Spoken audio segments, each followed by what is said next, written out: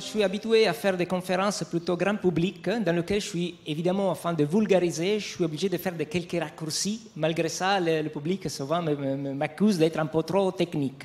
Ici, j'ai le problème contraire, je parle de mes médecins, donc j'essaie de ne pas être trop vulgarisateur, mais je suis bien sûr heureux preneur de toute critique éventuelle.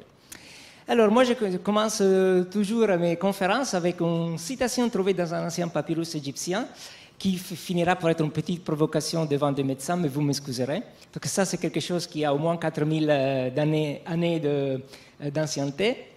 Eh ben, ça, c'est le message que j'essaie de faire passer au grand public pour montrer que nous avons, dans notre société, le vrai problème, c'est sont les excès.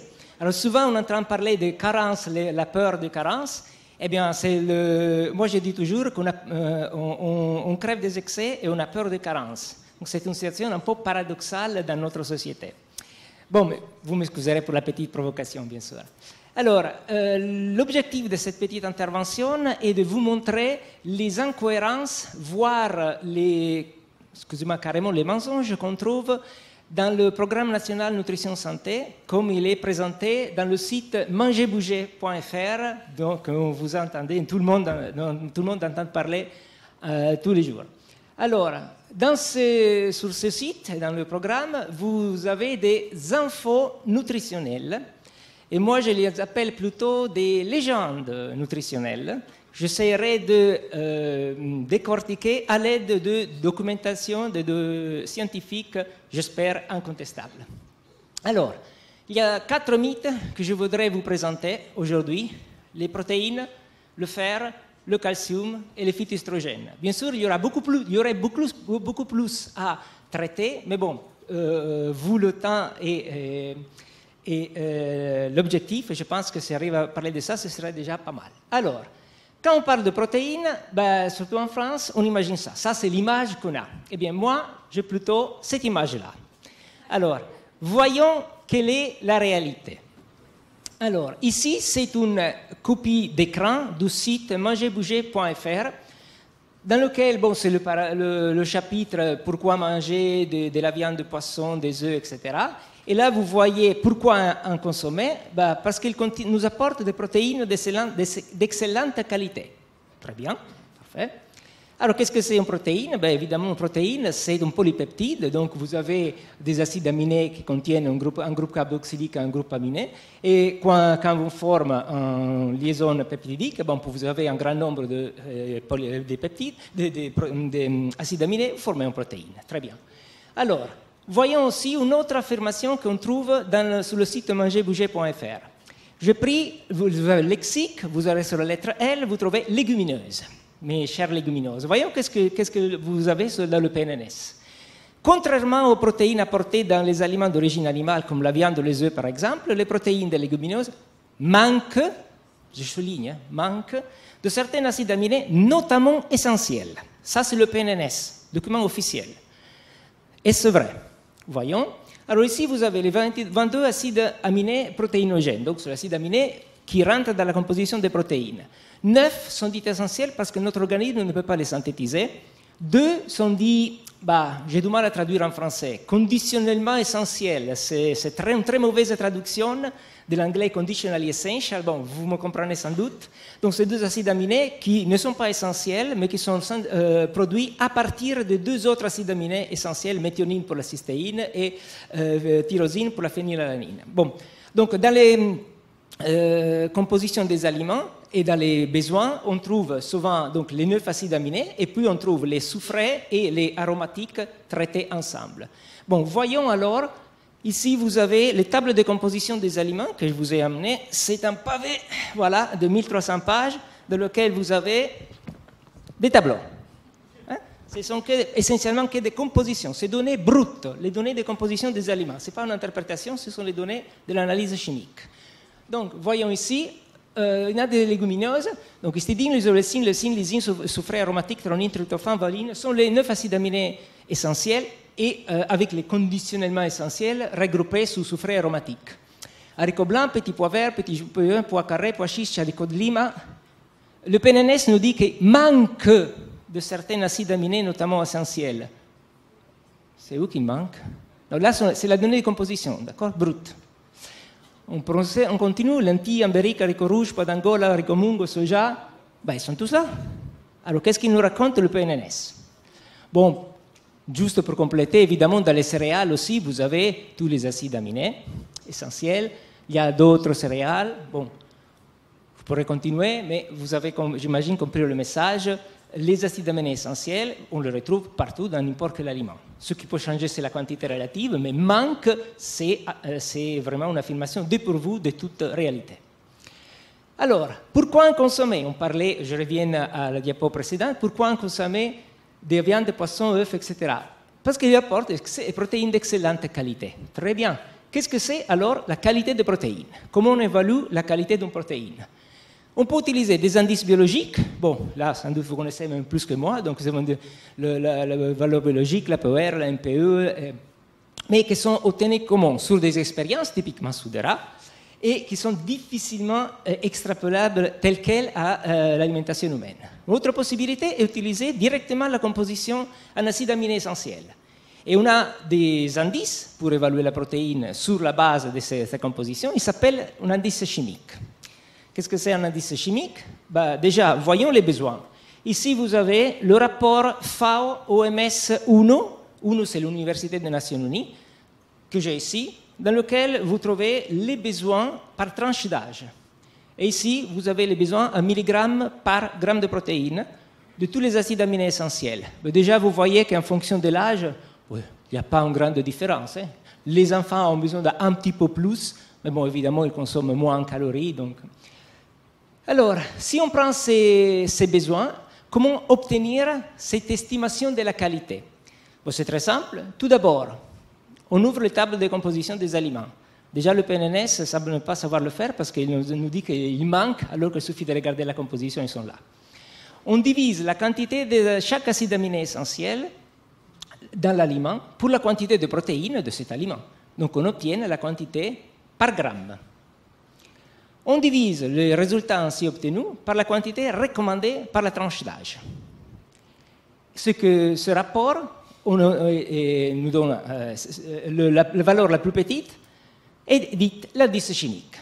Et si un de ces indices chimiques est inférieur à 1, c'est-à-dire il y a moins que l'utilisation à 100%, on appelle cet acide aminé limitant. Bien, voyons comment. J'ai pris quelques exemples rapides, puis je fais un résumé.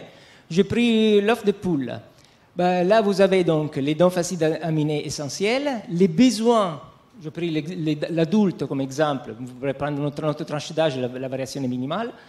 Bon, vous prenez 1250 grammes de protéines. Il y en a combien dans 100 grammes? Il y en a autant. Vous divisez donc ces valeurs pour le gramme de protéines qu'il y a dans un aliment et vous avez donc le milligramme par gramme d'aliment. Et puis vous divisez ça par les besoins. Et ici, vous avez ce fameux rapport. La valeur la plus petite ici est 1,58, qui est donc notre indice chimique. Évidemment, puisqu'il est supérieur à 1, il n'y a pas d'indice chimique d'acide aminé limitant. On peut prendre un autre exemple. J'ai pris le bœuf. Vous avez la même histoire, même mode de calcul. La valeur la plus petite est 1,50 pour la leucine, donc l'indice chimique est 1,50. J'ai pris la langouste, je fais le même calcul, et je vois qu'ici, il y a une valeur inférieure à 1, 0,87, qui sera donc notre indice chimique. Ici, nous avons un acide aminé dit limitant, parce que son indice chimique est inférieur à 1. On peut continuer, je prends le blé, et ici vous voyez 0,74, donc c'est la lysine et l'acide aminé limitant. Je peux prendre l'haricot blanc, il n'y a pas d'acide aminé limitant, la valeur est supérieure à 1. Je peux prendre la lentille, et j'ai une valeur ici pour les acides aminés soufrés inférieure à 1, donc ça va être notre acide aminé limitant, et je peux continuer.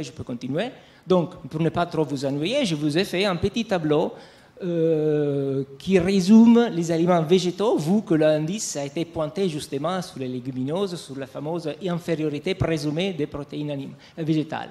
Bon, vous voyez qu'il y en a certaines qui effectivement ont une valeur inférieure à 1, mais pour la plupart, vous avez une protéine qui a un indice chimique très élevé.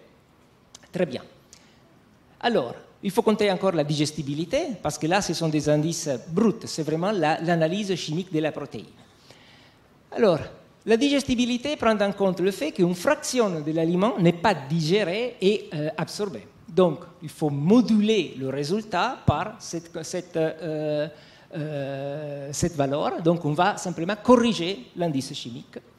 Et les données aussi obtenues sur la digestibilité sont toutefois moins complètes et moins convaincantes. Pourquoi? Mais tout d'abord parce qu'on n'a pas la digestibilité de chaque catégorie d'aliments. Puis parce qu'elles sont souvent issues d'expériences sur les rats. Et enfin, aussi, il y a à dire qu'il y a encore une controverse entre la digestibilité iléale et la digestibilité fécale, laquelle des deux valeurs, les deux valeurs ne sont pas identiques. Donc, il y a encore une certaine controverse sur quelle valeur représente plus proche de la réalité dans la physiologie humaine. Donc, les valeurs vont autour de 70 à 99%. Et pour nos fameuses légumineuses soupçonnées de manquer de certains acides aminés, elles se situent entre 80 et 90%. Donc, la conclusion sur la base de ça est que, et je vais encore vous montrer, il n'y a aucun risque de carence en acides aminés, sauf en cas de carence calorique, et sur ça je reviens. En revanche, on a un fort risque d'excès parce que dans notre société, on mange trop. Donc ici sont les valeurs de la digestibilité prises encore une fois du rapport FAO-OMS, UNO. Et donc vous voyez que les valeurs sont celles que je vous ai données. Mais bon, le nombre de valeurs disponibles est quand même bien inférieur. On n'a pas la valeur de chaque aliment. Alors, combien de protéines? Ça, c'est en ce qui concerne la qualité. Voyons aussi la quantité. Ici, vous avez, toujours appris du même rapport, donc les besoins en énergie en fonction de l'âge et en protéines, protéines en fonction de l'activité physique. Ici, vous avez l'énergie. Mais vous voyez que pour une population adulte, vous avez, bon, ça c'est la moyenne avec les cartes type, on a 0,66 grammes de protéines par kilo de poids. On va faire une petite simulation. Disons, on va se mettre dans cette moyenne pour une tranche d'âge qui serait la génération Y. Et on va dire, on prend une activité physique modérée. Vous pouvez refaire la simulation pour d'autres cas, bien sûr. Donc 183, c'est quoi? Alors, on a 70 kg, je prends un adulte de 70 kg. 0,66 g de protéines, ça fait 46 par kilogramme, ça fait 46,2 g de protéines. Donc, on a 70 kg par 183 kJ par kilogramme de poids. Si je transforme en calories, je suis autour de 3000 calories. Alors, en sachant qu'un gramme de protéines ou de glucides apporte 4 kilocalories, un gramme de lipides 9 kilocalories, et bon, l'alcool aussi importe 7 kilocalories. 46,2 grammes de protéines fois 4 calories, ça fait 185 kilocalories. Donc, autour de 6% de protéines par rapport à l'apport énergétique nécessaire. Bon. Donc, voyons qu'est-ce qui nous donne une portion d'un aliment. Alors, qu'est-ce que c'est une portion? D'après le PNNS, une portion de viande ou de poisson équivaut à 100 grammes. 100 grammes, faisons un petit calcul rapide, pour le bœuf qui contient 22% de protéines, dont l'indice chimique est supérieur à 1, donc on va à 1. La digestibilité est 0,94, prix des valeurs. Donc on a 22 fois 1, parce que l'indice chimique est supérieur à 1, fois 0,94, on a 20,7% de l'apport. Donc, une portion de bœuf, ça fait 20,7 grammes de protéines utilisables, donc déjà corrigées par la digestibilité, c'est-à-dire 45% des besoins quotidiens, sans glucides ni fibres, mais avec, bien sûr, graisse et cholestérol. Si on va prendre les lentilles, les lentilles ont 23,40% de protéines, l'indice chimique est 91, la digestibilité, bon, je n'ai pas celle des lentilles, j'ai pris celle des haricots, c'est pas loin, donc je fais le calcul, je suis à 16,6%. Donc, avec 100 grammes de lentilles, j'ai 7,6 grammes de protéines utilisables, donc 36% des besoins quotidiens. Mais avec glucides, fibres.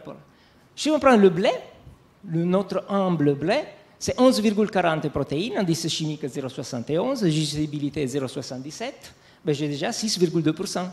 Donc, avec 100 grammes de blé, déjà, j'ai 6,2 protéines ou 13% des besoins quotidiens. Et on peut continuer à faire toutes nos simulations. Alors, origine, raison d'être et incohérence de ce mythe de protéines qui amène à même le PNS à dire bah, il vous manque des acides aminés essentiels.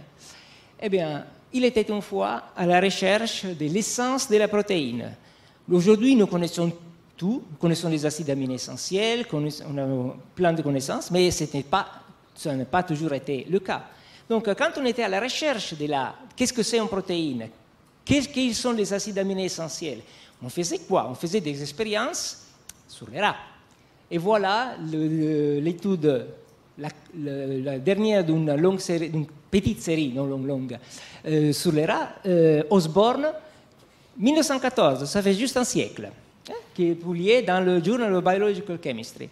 Qu'est-ce qu'il nous dit? Les rats grandissent mieux avec de la caséine que de la zéine. Ça, c'était la conclusion. Très bien. Sauf que moi, je ne suis pas un rat. Et je consomme des aliments et non pas des protéines isolées. Donc, la conclusion déjà tirée sur, à l'époque, on essayait de comprendre la protéine, les acides aminés essentiels, or extrapoler des données sur des rats avec des protéines isolées à l'humain qui consomme un repas complet, évidemment, ce n'est pas tout à fait anodin. Alors, il faut aussi, il y a une autre raison derrière ce mythe de protéines, c'est le fait que l'indice chimique dépend évidemment du choix de la protéine de référence. Il était une fois, l'œuf était considéré comme protéine de référence. On remonte parce que des rapports FAO, OMS et INAO, toute une série, on remonte à quelques dizaines d'années, la protéine de référence était prise l'œuf. Alors, si on va prendre la composition en acides aminés de l'œuf, et on dit ça c'est notre protéine idéale, et on va tout recalculer en fonction de la composition de l'œuf, eh bien évidemment les résultats vont être drastiquement différents. C'est-à-dire ici vous avez l'indice chimique à calculer sur la base des besoins en acides aminés calculés dans le dernier rapport de la FAO et de l'OMS. Ici vous avez la valeur si vous prenez l'œuf comme référence. Évidemment, il y a une différence très importante, ce qui n'est pas étonnant, parce que si vous prenez quelque chose comme référence, tout ce qui n'est pas ce quelque chose va avoir une valeur inférieure. Or, le péché originel derrière ce mythe des protéines est vouloir appliquer à la société de l'abondance les critères qui sont développés pour la société de l'insuffisance, bien sûr, alimentaire. N'oubliez pas que derrière ces études, il y a la FAO. Et la FAO est évidemment, et la Food and Agriculture Organization, l'un des objectifs de la FAO est contribuer à éradiquer la faim, l'insécurité alimentaire et la malnutrition, ce qui est tout à fait compréhensible. Or, si nous sommes dans un scénario de combattre la famine, qui est vraiment l'objectif principal de la FAO, qu'est-ce qu'on peut dire? D'abord, la population cible souffre tout d'abord d'une insuffisance calorique. Ils ne mangent pas assez, ils ne mangent pas à leur faim. Donc, ils sont carencés en protéines, en vitamines et en minéraux, et en tout pratiquement. Or, l'apport en protéines donc, est limité par la suffisance calorique. Ils ne mangent pas assez. Or, l'apport en acides aminés essentiels, lui aussi, est limité par l'apport en protéines. Ils ne mangent pas assez de protéines, donc forcément, ils n'ont pas assez d'acides aminés, y compris essentiels. Alors, des protéines à indice chimique élevé permettraient effectivement d'optimiser, donc maximiser l'utilisation de ces acides aminés essentiels, parce que, vu qu'on est dans une situation de carence, il faut utiliser au maximum le peu dont on dispose. Pour des aliments à indice chimique inférieur à 1, des associations, le fameux mythe des associations de céréales et légumineuses par exemple, les céréales sont typiquement un peu moins riches en lysine, les légumineuses un peu moins riches en acides aminés soufrés. Les mélangés permettent d'augmenter l'indice chimique global Et dans un scénario de carence, effectivement, ça a du sens, parce que maximise l'utilisation du peu dont on dispose. Problème est que la population cible n'a guère le choix de son alimentation. Tout ce discours reste soit du virtuel, soit concerne l'aide apportée à ces populations. Mais c'est bien dire mélanger des haricots et du riz à une population qui souvent n'a ni du riz ni des haricots. Scénario 2, combattre la surconsommation, c'est chez nous.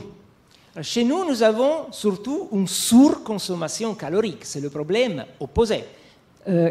Dernière donnée de l'INSEE, 46% de la population française serait en surpoids. L'apport en protéines, donc, est largement excédentaire par rapport à nos besoins. Donc, les apports d'acides aminés essentiels, lui aussi, est largement excédentaire par rapport aux besoins. Et il n'existe aucune nécessité de préférer des protéines à indice chimique élevé par rapport à protéines à indice chimique inférieur, vu que de toute façon, on mange trop, on consomme trop, on ne risque absolument pas de carence, ni de rechercher des associations alimentaires. Problème, la surconsommation de protéines animales, en revanche, entraîne une stimulation de la synthèse endogène de l'IGF-1. C'est l'Insulin-like Growth Factor 1, qui est le plus puissant facteur de croissance dans notre organisme, et une acidose métabolique qui représente un facteur de risque significatif sur lequel je reviens. Là, j'ai pris des références, bien sûr. Là, c'est sorti sur Cancer Epidemiology, Biomarkers and Prevention, une étude de 2002, dans laquelle on voit, donc, les conclusions nous disent que la consommation de protéines riches en acides aminés essentiels était associée avec le taux sérique de cette fameuse hormone. Alors, qu'est-ce que c'est l'IGF-1? Public des médecins, je m'excuse si je dis quelque chose de trivial que tout le monde connaît. C'est le facteur de croissance le plus important et le plus puissant dans notre organisme, mais c'est aussi ce dont on a besoin, les cellules cancéreuses, à l'étape de promotion. Alors, est-ce que ce IGF-1 est réellement un facteur de risque pour le cancer? Bien sûr, là vous avez une autre étude qui est de 2011. C'est une 2011, oui. C'est une étude très intéressante qui a été faite en 3 étapes. La première, c'est on pris des patients qui avaient c'était un adénocarcinome de la prostate. Et donc là, vous voyez la croissance des cellules cancéreuses et l'apoptose. Or, ils ont été mis sous un régime végétal avec en plus de l'exercice physique. On a eu une chute de la croissance des cellules cancéreuses à 50% et une augmentation de l'apoptose spectaculaire. Puis, ils ont rajouté dans ce même régime une quantité d'IGF-1 qui était équivalente à celle pré-étude. Et là, on voit qu'à nouveau, la croissance des cellules cancéreuses augmente et l'apoptose rechute pratiquement au niveau de départ. Donc, effectivement, c'est cet hormone qui a un effet très important sur la croissance des cellules cancéreuses. Bon, là, pour une fois qu'il y a une étude en français, je vais bien sûr la citer, dans laquelle on voit que l'IGF-1 peut stimuler directement le développement des tumeurs mammaires. Bon, je parlais de la prostate, je parle aussi s'il faut bien avoir la parité homme-femme. Autre étude publiée sur le Journal of National Cancer Institute en 2002. En conclusion, cette étude fournit une ultérieure forte évidence que l'IGF-1 et l'IGF-BP3, protéines liées à l'FG1, dans la circulation, peuvent prédire le risque du cancer avancé de la prostate. Une autre étude publiée sur le BMJ. De nombreuses études perspectives sur des échantillons de sang collectés jusqu'à 14 ans avant la manifestation de la pathologie ont montré des associations entre cet hormone et le cancer de la prostate, du sang chez les femmes avant la ménopause et du côlon. Donc déjà, vous voyez, dans notre société, dans laquelle on a un excès du tout, consommer des protéines riches en acides aminés essentiels comporte une augmentation de la synthèse endogène de cet hormone qui est directement en cause dans le développement, dans la promotion des tumeurs hormonales, à facteur hormonal. Bien, mais il y a encore quelque chose à dire sur ce fameux IGF-1, notamment on a trouvé que la séquence dans l'IGF-1 bovin est identique à celle dans l'IGF-1 humain. Et ce n'est pas seulement bovin. Ici, j'ai la séquence un acide aminé humain, bovin, chez la chèvre, chez le brebis et chez la chèvre. Et là, vous avez, il s'agit d'une protéine qui contient 70 acides aminés. Or, si vous comparez l'humain et la vache, c'est exactement la même séquence. Quand vous comparez les autres, le brebis et la chèvre, vous avez une différence d'un acide aminé. Ici, à la place de proline, vous avez une alinine. Et ici, au lieu de l'alinine, vous avez de la tréonine. C'est un acide aminé vers la fin de la chaîne. Tout le reste est exactement identique. Donc, cela signifie tout simplement que quand on consomme le lait de ces animaux, on va booster la quantité d'IGF-1 circulant dans notre organisme, qui normalement baisse avec l'âge. Parce que quand on est petit, évidemment, on est en train de grandir, donc on a une production endogène importante, mais avec l'âge, elle baisse. En revanche, quand on a une consommation de lait de vache, et en particulier, vous allez sommer cet apport exogène à la production endogène. Oui, mais vous ne le consommez pas cru, vous ne le consommez pas tel quel. Il y a des processus de pasteurisation, etc. Bon, voyons ce qu'il nous dit le Journal of Dairy Science. La concentration de GF1 dans le lait de vache n'est pas modifiée par pasteurisation. Toutefois, ça c'est intéressant, c'est très intéressant, n'est plus mesurable dans le lait réchauffé à température nécessaire pour la préparation de lait artificiel. Très bien. Mais ils disent rien à propos de lait UHT. Le lait UHT, la température est à peu près la même, mais le traitement thermique est 3 à 5 secondes. Sur ça, ils ont passé sous silence. Ils n'ont rien dit à propos du résultat. Ce qui n'est pas très étonnant, parce que si vous êtes malin, vous aurez peut-être déjà remarqué l'affiliation des auteurs de cette étude.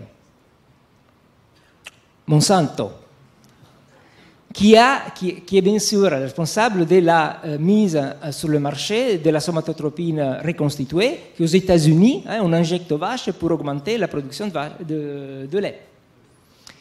Bon, chez les laits artificiels, oui, effectivement, cette hormone ne se retrouve plus si le chauffage est suffisamment long. Mais l'INRA nous dit que, attention, si vous réchauffez trop, vous augmentez le risque d'allergie.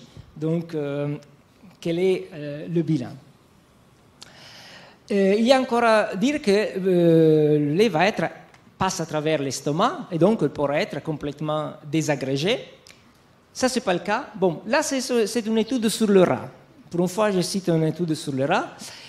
C'est une étude dans laquelle on a simplement analysé si cette hormone va être désagrégée ou pas. Ce n'est pas un transfert de données métaboliques d'une espèce à une autre, c'est vraiment une étude sur l'évolution chimique de cette hormone. Qu'est-ce qu'il nous dit? Il dit que la caséine, dans une mesure moindre l'albumine, et la lactoferrine sont efficaces pour préserver l'intégrité de cette hormone et sa capacité de liaison au récepteur. Donc, ni la pasteurisation, le traitement UHT, la digestion ne sont incapables de désagréger cette hormone, qui est exactement le même chez la vache et chez l'homme, et pratiquement le même aussi chez le brebis et chez la chèvre. Donc, consommation de protéines animales égale booster la production endogène, et consommation de lait animal égale apport exogène de cette hormone que notre organisme est en train de baisser avec l'âge. Et nous le forçons à augmenter sa production et en lui donnant aussi un apport exogène. Alors, les protéines. Une carence protéinique chez nous est quasiment impossible, sauf en cas de carence calorique. Bon, là, ça concerne les populations, disons, marginales, donc les anorexiques. Bien sûr, ça peut concerner des personnes âgées qui ne mangent pas, dont l'alimentation est incorrecte, des STF, mais pour la société dans sa globalité, le problème est plutôt le contraire, l'excès. Et dans cet excès, avoir un apport important de protéines à fort indice chimique a l'effet contraire de ce qu'on souhaiterait avoir. Donc le vrai problème de notre société est plutôt l'excès et certainement pas la carence. Deuxième thème, on a le mythe de fer. Alors, En quelle quantité? Bon, là, c'est, bien sûr, il nous dit que viande de poisson apporte également de fer. Là, c'est encore une copie d'écran de Manger Bouger, donc le site du PNNS. Qu'est-ce qu'il nous dit? Manger en consommé. Alors, voyons, viande de poisson, quantité de fer. Ben, il y en a pas mal dans les abats. Par contre, pour la viande, bon, par la viande de cheval, on est autour de 3 mg. Et pour le poisson, à part les anchois, encore, on est à une quantité encore inférieure. Bien, voyons chez les végétaux.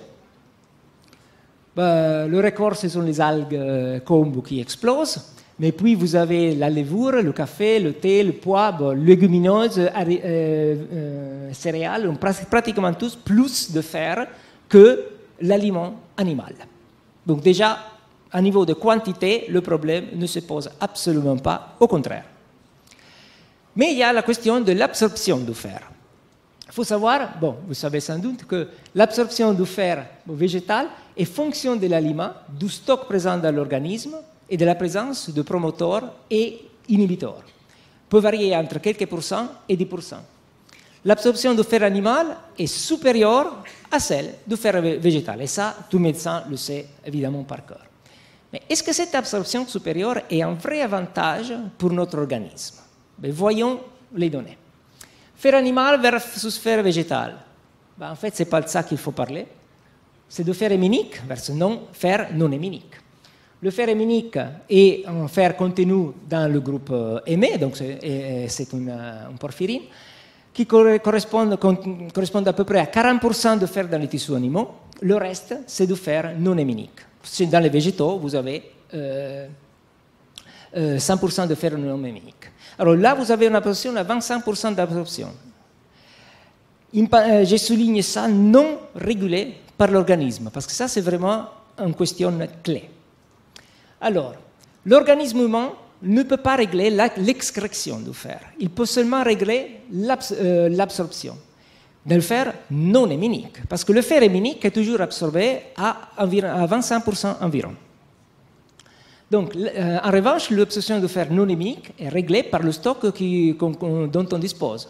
Le stock baisse, on augmente l'absorption. Le stock augmente, on baisse l'absorption. Ça, l'organisme n'est pas capable de le faire si vous lui donnez du fer héminique.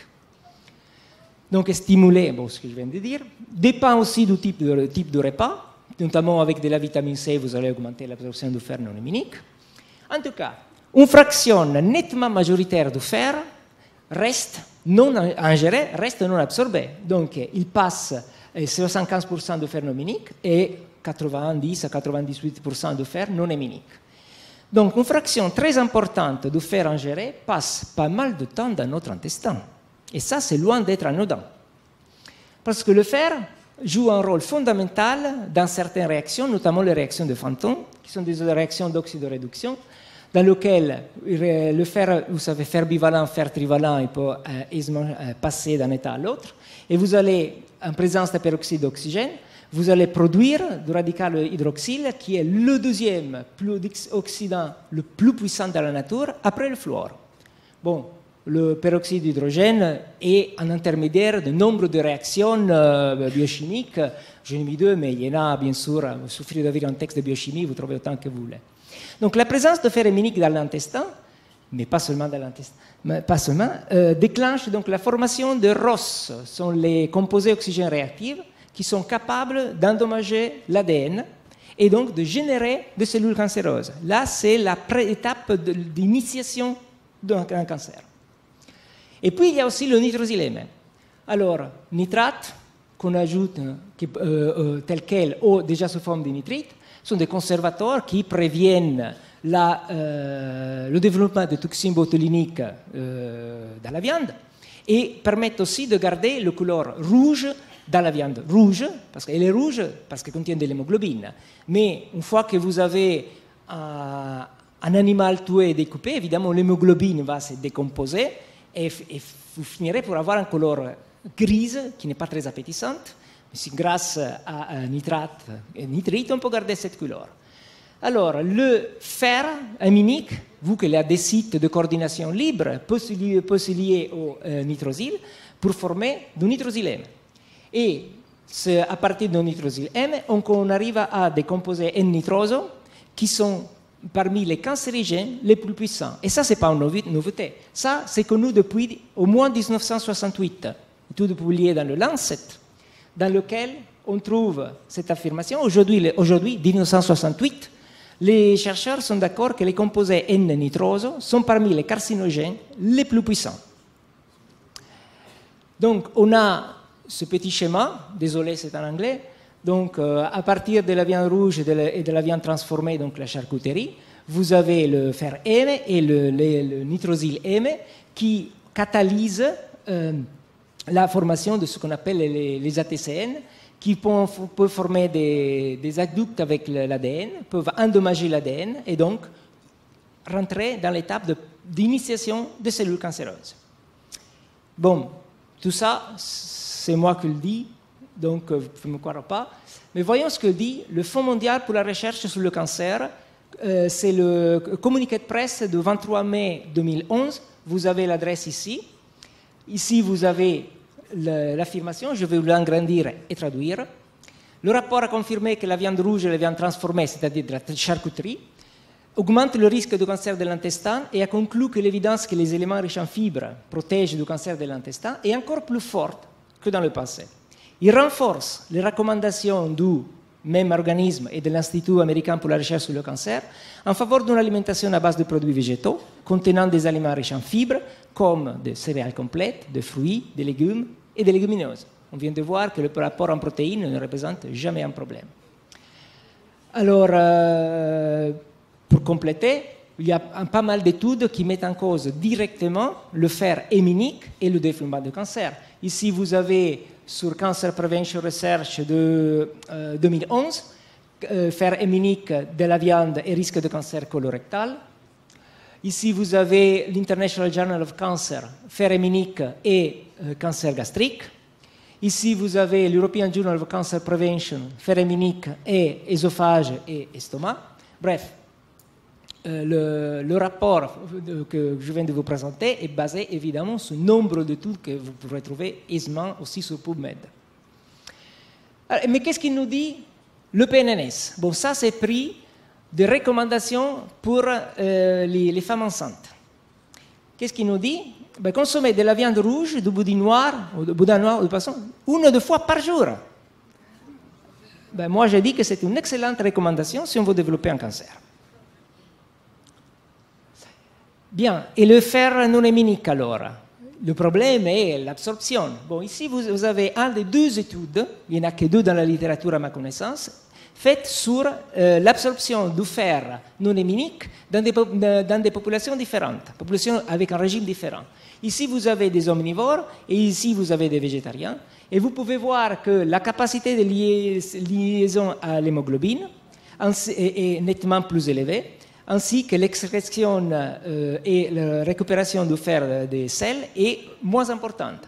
Donc cela montre que notre organisme est tout à fait capable de s'adapter à ce qu'on lui donne, en particulier parce que l'absorption du fer non héminique est justement fonctionne du type du repas et des stocks présents dans l'organisme. Et exactement le même repas dans 2 cohortes différentes ne donne pas lieu à la même absorption. Donc notre organisme est tout à fait capable de s'adapter et régler cette absorption. Donc l'absorption du fer non héminique est activée par des acides organiques qui sont typiquement présents dans fruits et légumes, acide malique, acide citrique, vitamine C, acide ascorbique, la lactofermentation, la cuisson. Elle est en revanche inhibée principalement par l'excès de calcium, qui est typique d'un repas français, les tanins et les protéines du blanc et du jaune d'œuf. Alors que les phytates, sur lesquels on pourrait ouvrir un chapitre de quelques heures, finalement ont montré d'avoir peu d'influence, parce que pour former des complexes insolubles, il faudrait avoir des phytates difériques, trifériques, quadrifériques. Donc, il faudrait avoir un rapport fer-phytate différent de celui qu'on a finalement dans les aliments. Donc, d'ailleurs, les phytates sont parmi les plus puissants anticancérogènes dont la nature nous fait don. Mais sur ça, on pourrait parler pas mal de temps. Ensuite, l'absorption du calcium. Alors, les apports journaliers recommandés par l'OMS dans le cadre d'une alimentation occidentale sont de 900 mg par jour chez l'adulte. Donc en France, on est en train de le monter. Et qu'est-ce qu'il nous dit le PNNS? Consommer 3 à 4 produits laitiers par jour. Bon, ça, vous l'entendez 5 fois par jour. Est-ce vraiment nécessaire?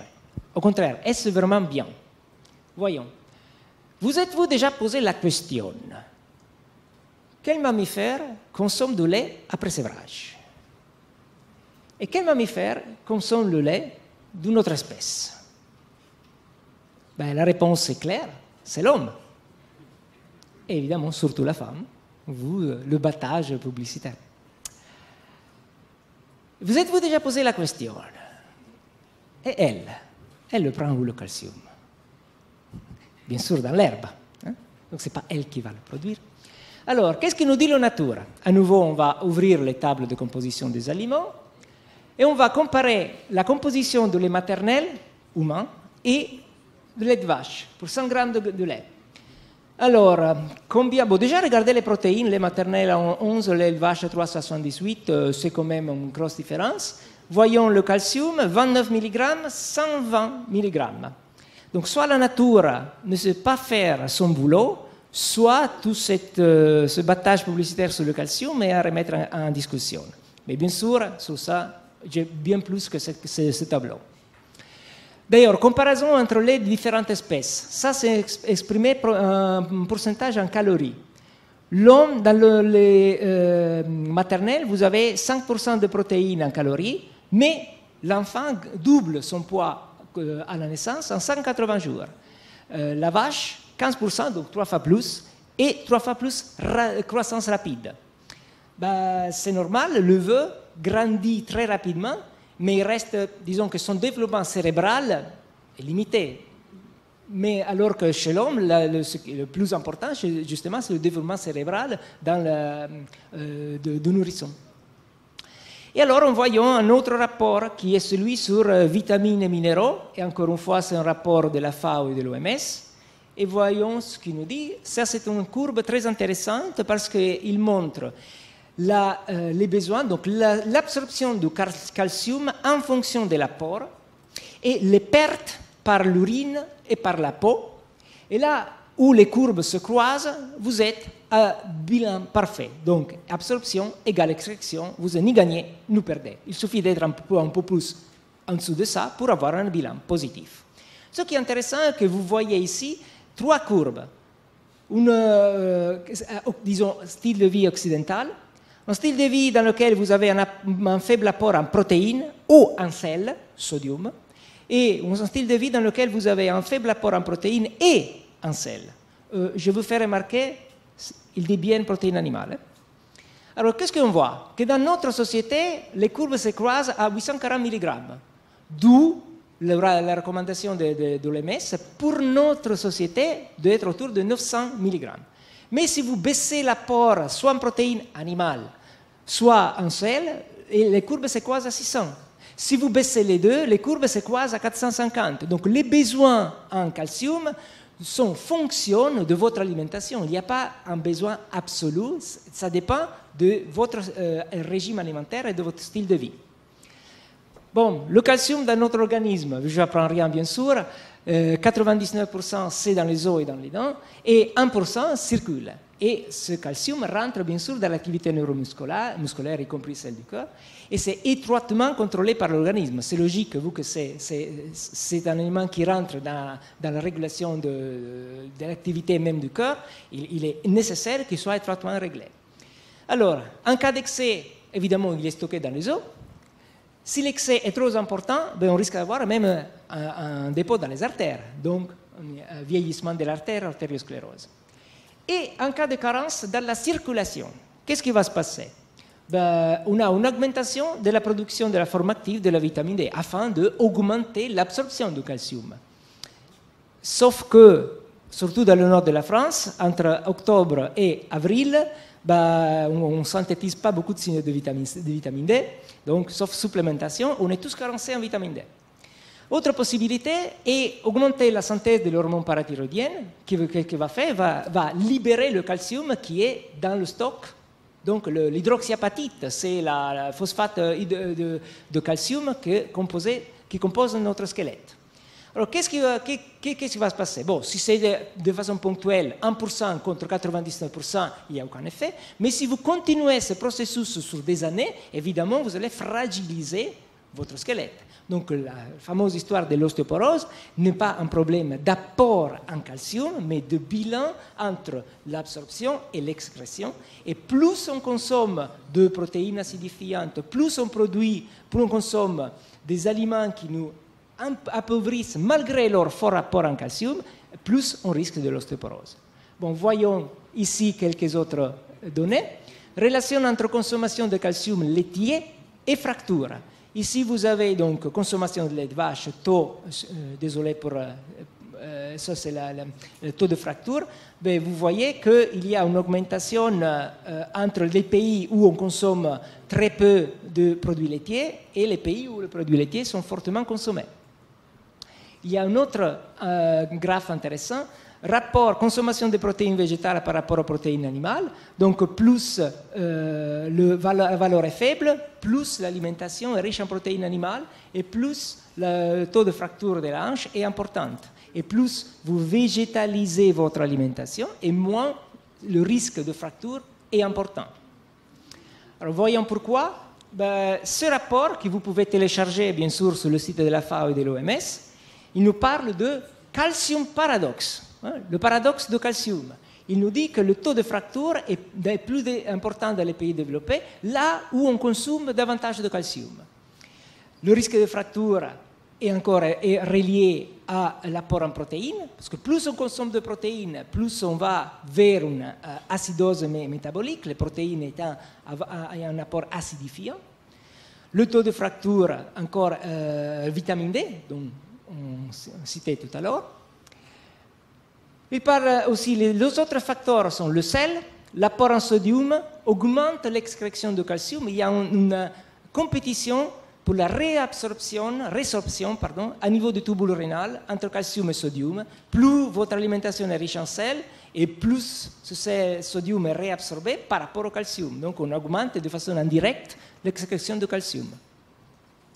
Magnésium, particulièrement important par rapport à l'effet pathologique d'une carence en magnésium, c'est son rôle dans la régulation du flux de potassium et la participation dans le métabolisme du calcium. L'eau n'est pas, la squelette n'est pas que du calcium.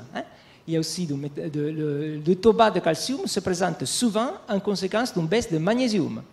Entre 50% et 60% de magnésium se trouve dans les os, où il fait partie justement de la composante minérale. Donc on a besoin de calcium, bien sûr, mais on a besoin de magnésium. On a besoin de régler nos apports en sel et on a besoin le couple sel-sodium-potassium. Je ne vous apprends rien, la régulation osmotique. Alors, qu'est-ce que nous disent les études? Ça, c'est le journal de l'Académie américaine de pédiatrie, publié en 2005. Conclusion. Traduction, dans les études cliniques longitudinales rétrospectives et croisées, ni l'augmentation de la consommation de laitage, ni la consommation totale de calcium n'a montré le moindre bénéfice sur la santé des os de l'enfant ou du jeune adulte. Ça, c'est Archives of Pediatrics and Adolescent Medicine. Conclusion, l'apport de vitamine E est associé avec un risque inférieur de fracture suite au stress physique chez les adolescents. Ni le calcium, ni la consommation de laitage sont associés avec ce risque. Voyons alors calcium et autres minéraux dans 100 grammes de produits laitiers. Bon, là j'ai pris quelques exemples. Ils sont riches en calcium. On est tous d'accord. Par contre, regardez le rapport calcium-magnésium. Il y a très très peu de magnésium. Regardez le sel, forcément les fromages sont salés. Regardez le potassium, par rapport au sodium, est nettement inférieur. Et d'ailleurs, l'apport en fer est négligeable.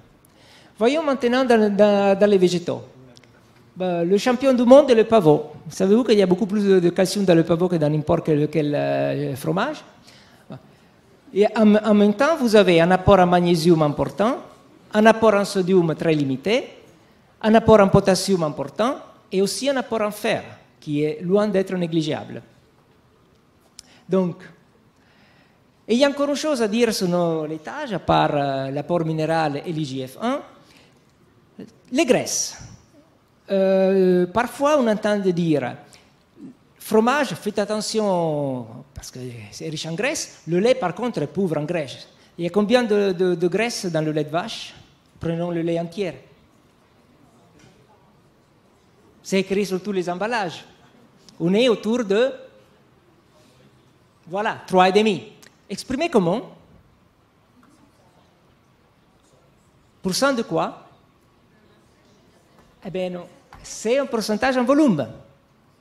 Mais si on va l'exprimer en pourcentage en calories, bah regardez, lait de vache contient 87,4 grammes d'eau, 65 calories, graisse 357, kilocalories qui viennent de graisse 32, 50% de graisse s'y est exprimé en termes de calories, qui est comparable à une bonne partie de fromage que vous voudriez déconseiller. Forcément, quand vous utilisez quelque chose qui contient surtout de l'eau et vous exprimez le pourcentage en volume, ça semble très limité. Mais si l'eau n'apporte pas de calories. Donc les calories apportées par lait viennent surtout de graisse. D'ailleurs, 20% viennent de 3 acides hétérogéniques, laurique, myristique et palmitique, qui sont les 3 acides à 12, 14 et 16 atomes de carbone, qui sont responsables de l'augmentation du cholestérol LDL. Je termine quelques minutes avec le dernier mythe, le mythe de phytoestrogènes. Alors là encore, sur le site de PNNS, vous voyez, le soja, le produit à base de soja contient des hormones et pourrait s'avérer néfaste. Autre page, qu'est-ce qu'il nous dit? Les phytoestrogènes contenus dans ces produits passent aussi dans le maternel, même si aucun effet indésirable n'a été observé. Bon, vaut mieux être prudent. Bon, voyons ce que nous dit. Et vous trouvez, puis dans d'autres, si vous allez au-delà du PNNS, vous trouvez d'autres mensonges. Donc, les phytoestrogènes seraient des perturbateurs endocriniens. Féminiseraient les garçons. Les femmes à risque de cancer du sein ne devraient pas consommer de soja. En Asie, où la coïncidence de cancer est bien plus faible que chez nous, et pourtant la consommation de soja est très forte, bah, ce serait surtout de soja fermenté, ils n'utilisent pas de soja tel quel. Voyons. Tout d'abord, le phytoestrogène, c'est un terme très mal choisi parce qu'il n'y a pas d'activité estrogénique, ce sont des SERM. Les SERM sont des modulateurs sélectifs des récepteurs estrogéniques. C'est-à-dire que ce sont des molécules qui ont une similarité chimique, mais un effet biologique beaucoup plus faible. C'est-à-dire qu'en absence de ces SERM, vous avez un récepteur comme une serrure dans lequel l'estrogène va rentrer comme une clé. Si vous avez ces SERM, la serrure va être déjà occupée par le SERM et donc l'estrogène, tout simplement, ne peut plus se lier parce que la place est déjà prise. Sauf que l'effet estrogénique est nul, voire extrêmement faible par rapport aux estrogènes endogènes que nous produisons, les hommes aussi bien sûr, même si en quantité inférieure. Bon, ici vous avez le taux d'incidence de cancer par rapport à l'âge dans différents pays. Là vous avez une consommation de soja qui baisse avec l'augmentation du taux, ou si vous voulez une augmentation qui augmente avec la baisse de la consommation. Voyons quelques études. Ici vous avez l'American Journal of Clinical Nutrition qui nous dit l'exposition à ces phytoestrogènes en bas âge peut être bénéfique à long terme pour les pathologies d'origine hormonale. Pathologie d'origine hormonale, c'est exactement le contraire de ce que le PNNS veut vous faire croire. Ici, vous avez de Lancet, je n'ai pas besoin de vous présenter la revue, où il y a une réduction significative du risque de cancer du sein chez les femmes ayant une forte consommation de phytoestrogènes, en particulier l'équol, isoflavone, dans le soja, et l'interolactone, lignan, dans les graines de lin, dans les graines de sésame. Ces résultats peuvent être importants dans la prévention du cancer du sein. British Journal of Nutrition, après les dames, je passe aux messieurs, cette étude supporte l'hypothèse que les produits à base de soja et l'interolactone, lignan, métabolisés à partir de lignan alimentaire, protègent du cancer de la prostate. British Journal of Nutrition, qu'est-ce qu'il nous dit encore? L'évidence épidémiologique ainsi que les données précliniques sur les animaux in vitro supportent fortement une corrélation entre la consommation d'isoflavone de soja et la protection du cancer du sein et de la prostate. Bon, ici, vous avez un pavé dédié aux effets de soja. Les effets anti-estrogéniques comme la réduction du niveau des estrogènes, justement parce que la serrure est occupée par ces sermes. Les isoflavones peuvent donc contribuer à la réduction du risque de cancer du sang à travers l'inhibition de la croissance cellulaire. Donc, ces effets sont soit anti-estrogéniques, soit non hormonaux. Bon, ici vous avez aussi, quand ils nous disent oui, mais en Asie, ils consomment peu de consommation réelle d'isoflavone, regardez là vous avez dans les populations asiatiques la quantité d'isoflavone, d'azéine et ginéistéine, et là vous avez dans les autres populations. Dernière étude, les données collectives suggèrent qu'une alimentation riche en phytoestrogènes a un effet de protection sur les os, donc même à niveau de prévention de l'ostéoporose, ces estrogènes, phytoestrogènes, sont des phytosermes, ont un effet protecteur. Aussi un effet important sur la protection cardiovasculaire, parce que les phytoestrogènes font quoi? Simplement préviennent l'oxydation des LDL. Vous savez, bon, le vrai problème de circulation du cholestérol LDL est que quand ils sont oxydés, ils vont se lier au récepteur éboueur et c'est là qu'on commence la lésion. Tant que les LDL ne sont pas oxydés, ils circulent, ils font leur travail et puis le cholestérol va revenir au foie via les HDL. Mais c'est l'oxydation des LDL qui représente le vrai problème. Eh bien là, notre phytoestrogène protège aussi de cette oxydation. Bon, une autre revue intéressante, ça parle des grains d'élan qui contiennent des lignanes qui sont d'autres phytoestrogènes. Qu'est-ce qu'il nous dit? Les études ont montré que les grains d'élan ont des potentialités énormes dans la prévention des maladies, en particulier cardiovasculaire, ostéoporose, arthrite rhumatoïde, cancer, sein, côlon, prostate, constipation, ainsi que d'effets sur le système immunitaire. À propos de la consommation du soja en Asie, alors, qu'est-ce que vous entendez dire? Oui, mais c'est récent. Et c'est pas fermenté, et c'est fermenté. Bon, c'est récent. Ici, vous avez une étude, un rapport, fabrication du fromage de pois. Ça vous donne une idée de ce que c'est le fromage de pois? C'est le tofu.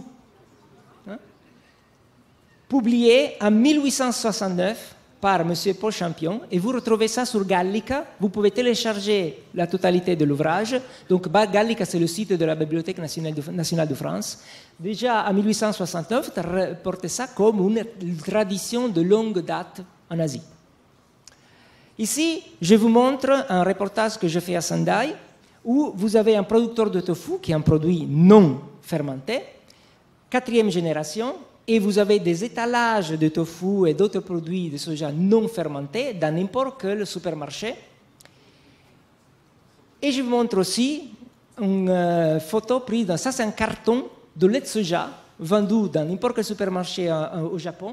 Là, c'est simplement écrit lait de soja biologique, dans lequel vous avez la richesse en GABA et en isoflavone, 60 mg pour 200 g de lait de soja. Donc c'est une richesse qui est utilisée comme argument de vente, alors qu'ils vont nous faire croire, chez nous, que bon, en Asie, de toute façon, on ne consomme pas de soja non fermenté et l'apport en isoflavone est quand même très, très limité. C'est exactement le contraire.